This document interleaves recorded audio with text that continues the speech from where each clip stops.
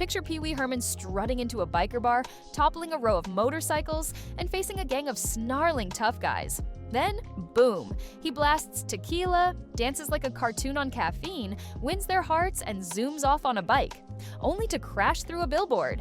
That's Pee Wee's Big Adventure, the 1985 Tim Burton classic bursting with 80s madness. From that iconic red bike to I Know You Are, But What Am I? This film's a cultural legend. I know you are, but what am I? I know you are, but what am I? I know you are, but what am I? I know you are, but what am I? I know you are, but what am I? Infinity! Here's the kicker. It was crafted by Hollywood newbies using a how-to book, riffed on a grim Italian film, and hides wild secrets. Buckle up for 20 facts that'll make you love Pee Wee even more. Fact number 17 will blow your mind. Let's roll with Studio Scoop. Imagine a 26-year-old animator just fired by Disney for a short film deemed too spooky for kids. That was Tim Burton in 1985, stung by Frankenweenie's rejection. Disney called his tale of a boy reviving his dog pure nightmare fuel. But Paul Reubens saw it and thought, this quirky, gothic vibe fits my bow-tied weirdo. Burton's first feature launched his career sky high, blending whimsy and weirdness in a way Hollywood hadn't seen. Without this risk, no Beetlejuice or Edward Scissorhands. Talk about turning a firing into gold. Burton basically said, "You fired me? Well, I'm a legend." Paul Reubens, Phil Hartman, and Michael Varhol were Groundlings comedy pros but total movie-writing rookies. So they grabbed Sid Field's screenplay from a bookstore and used it like a treasure map. The result? A tight 90-page script for a 90-minute film, with Pee Wee losing his bike on page 30 and finding it on 60. Textbook perfect. Reubens called it Screenwriting 101. But that structure let their wild humor shine. It's like building a Rube Goldberg machine. Funny, chaotic, and it just works. That carnival crazy soundtrack? It's Danny Elfman, then Oingo Boingo's frontman, who'd never scored a film. He feared Warner Brothers would reject his work for lacking proper training, but his nod to Nino Rota and Bernard Herrmann captured Pee Wee's whimsy. It sparked his epic run with Burton, from Batman to The Nightmare Before Christmas. Elfman called it jumping off a cliff, but he landed as composer royalty. Without him, Pee Wee's bike chase might have sounded like elevator music. Yawn. Here's a twist. Pee Wee's stolen bike quest riffs on Bicycle Thieves, a 1948 Italian film about post-war poverty. In the original, a dad's stolen bike spells despair. Pee Wee turns it into a colorful romp across America, with talking breakfasts and ghost truckers. Reubens flipped tragedy into joyful absurdity, creating a surreal tribute. It's like turning a sad story into a clown car. Pure genius. In The Pet Shop Rescue, Pee Wee saves animals from flames but freaks out over snakes. That's Paul Reubens' real phobia shining through.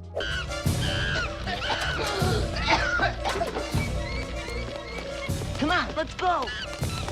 Burton used actual snakes for authenticity, capturing Reubens' panic as he juggles them like hot potatoes. The result? A hilarious, raw scene that feels electric because it was real. Facing your worst fear for laughs? That's true commitment. A quiet moment amid the laughs.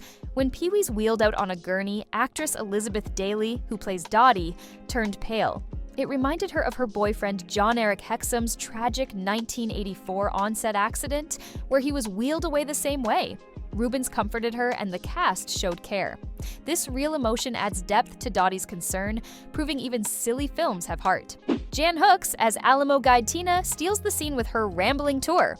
Much of it improvised. A Groundlings vet, Hooks ad-libbed lines like "There's no basement at the Alamo" with deadpan charm. Burton gave her freedom, turning a simple scene into comedy gold. Fans still quote it, showing improv's magic.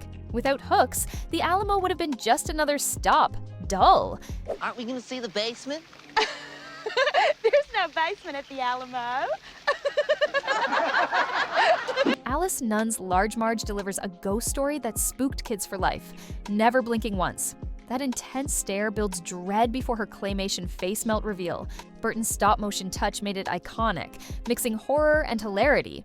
Nunn's trucker vibe makes Marge a fan-favorite fright. Tell Him Large Marge Sent Ya still gives chills. Classic 80s trauma. Large Marge sent me. Did you say Large Marge? Just dropped me off. Pee Wee's biker bar tequila dance? Totally improvised. Reubens created those goofy moves, platform shoes, shimmy, all of it, on the spot, charming the gang. Burton loved the spontaneity, capturing Pee Wee's infectious oddball energy. It's the film's heart, showing charm beats toughness. Dancing out of trouble? Only Pee Wee could do it. The biker boss charmed by Pee Wee's dance? That's Cassandra Peterson, aka Elvira, Mistress of the Dark. A groundling's friend of Reubens, she ditched her horror gown for leather, adding campy flair. Her Satan's Helpers crew is comedy gold, and their friendship shines. Without Elvira, the bar scene would have missed that fierce spark. We're halfway through this Pee Wee ride. If these facts have you laughing like a secret word alarm, hit that like button and subscribe for more 80s scoops. Drop your favorite Pee Wee quote in the comments. Let's keep the fun rolling. Back to the adventure. My bike! Pee-wee! Daddy! Phil Hartman co-wrote the script and popped up as the reporter grilling Francis at the drive-in premiere.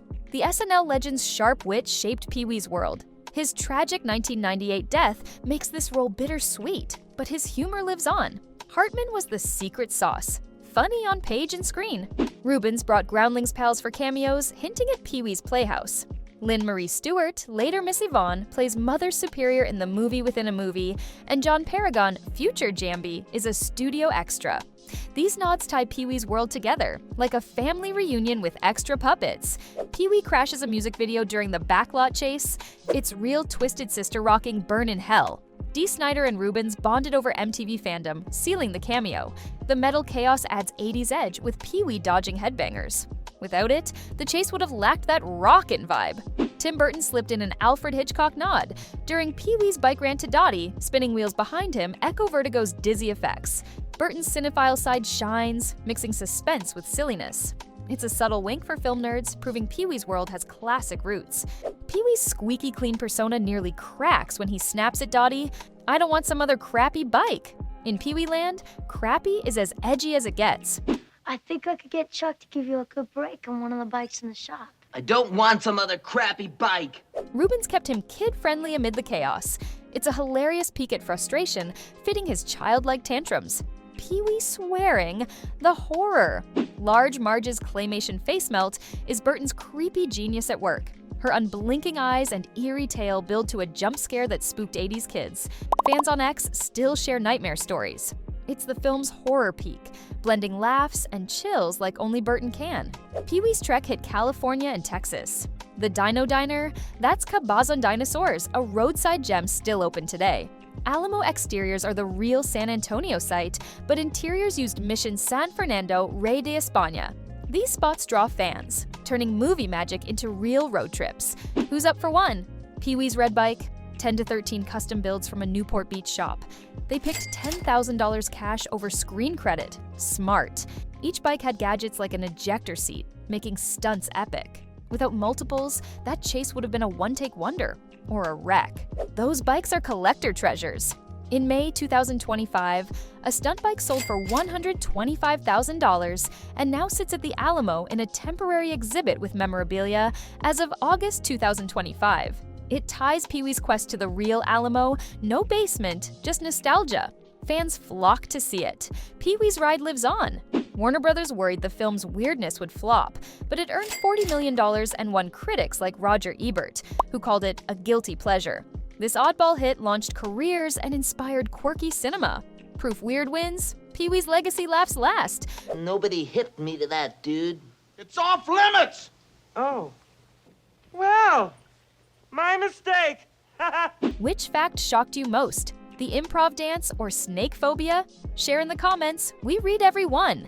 If you love these Pee Wee secrets, hit like, subscribe, and ring the bell for more 80s gems. Suggest our next classic below. That's the scoop on Pee Wee's Big Adventure, a whirlwind of weirdness that turned rookies into legends. From Burton's debut to that iconic bike, it celebrates the oddball in us all. Here at Studio Scoop, we're digging up the juiciest movie secrets to keep your inner Pee Wee alive. Join the Scoop Squad, subscribe, and let's chase the next big laugh. Until then, there's no basement at the Alamo, but plenty of adventure awaits.